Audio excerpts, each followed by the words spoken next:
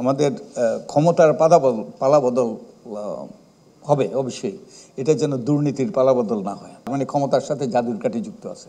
আপনি নির্বাচন সংস্কার কমিশনের প্রধান ছিলেন, সুপারিশের আগে ইসি গঠন করা হয়েছে, বিষয়টি কিভাবে দেখছেন? এটা একটা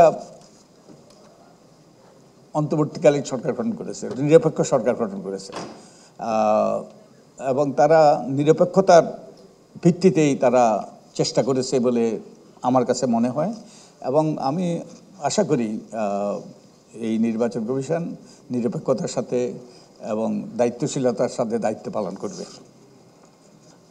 এখন আমরা তো দেখছি তারা প্রস্তুতি নিচ্ছে, এবং আমরাও সুপারিশ করেছি তাদেরকে স্বাধীন করা, শক্তিশালী করা, কার্যকর করার।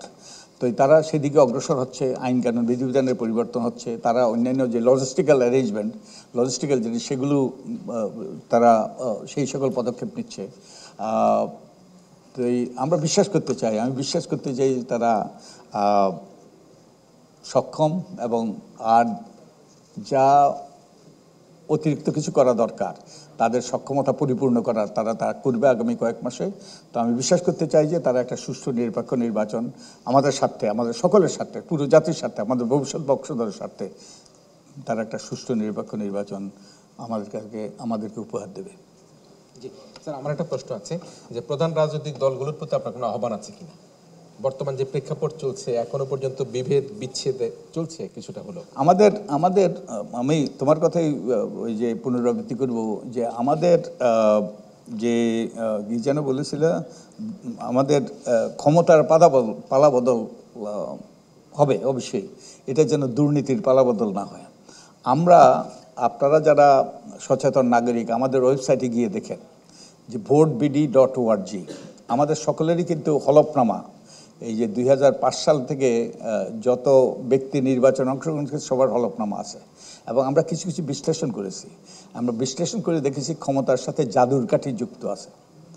যে আমরা দেখেছি যে, যেমন একটা উদাহরণ দিই আমি, 2008 সালে কতগুলো সিটি কর্পোরেশন নির্বাচন হয়েছিল, আবার 2013 সালে সেই সিটি কর্পোরেশনগুলো নির্বাচন হয়েছিল। যেমন উদাহরণস্বরূপ রাজশাহী, সিলেট, বরিশাল এবং আর খুলনা, এই সিটি কর্পোরেশনগুলোর নির্বাচন হয়েছিল। এই সিটি কর্পোরেশনগুলোর নির্বাচনে দুই নির্বাচনে কিন্তু একই প্রার্থী ছিল। তো আমরা দেখেছি, এবং 2008 সালের নির্বাচনে সবগুলোতে আওয়ামী লীগ ব্যাপক ভোটে বিজয়ী হয়েছিল, আবার 2013 সালে তারা কুচুকাটা হয়েছে। এবং আমরা দেখেছি 2008 সালে যারা মেয়র নির্বাচিত হয়েছেন তাদের সম্পদ, আয় সম্পদ আকাশচুম্বী হয়েছে, যে কয়েক হাজার গুণ বেড়েছে। আর যারা নির্বাচনে পরাজিত হয়েছে তাদের এই কারো কারো কমেছে, কারো কারো একই অবস্থায় ছিল। তার মানে ক্ষমতার সাথে জাদুর কাঠি যুক্ত আছে। আমরা 2024-এর নির্বাচনের আগে আমরা এই হলফনামা যতগুলো প্রার্থী নির্বাচনে অংশগ্রহণ করার জন্য মনোনয়নপত্র দাখিল করেছে এবং হলফনামা দাখিল করেছে, তাদের হলফনামাগুলো বিশ্লেষণ করে দেখিয়েছি আওয়ামী লীগের যারা প্রার্থী, সব প্রার্থী, শুধু চূড়ান্ত প্রার্থী নয়, আওয়ামী লীগের যারা সব প্রার্থী 2008 সাল থেকে 2014 সালে তাদের গড় আয় কীরকম হয়েছে?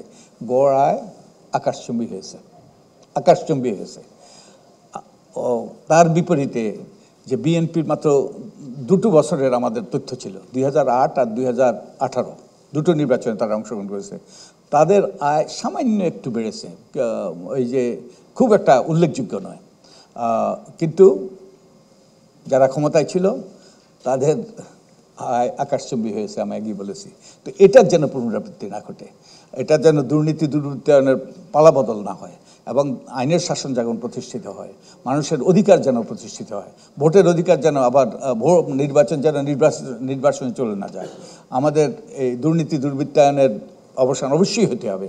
একই সাথে আমাদের সাধারণ মানুষের, দরিদ্র মানুষের অধিকার জন্য, তাদের ন্যায্য অধিকার জন্য প্রতিষ্ঠিত হয়। তো আমি আশা করব আমার সেই আহ্বান থাকবে তাদের কাছে। ওকে।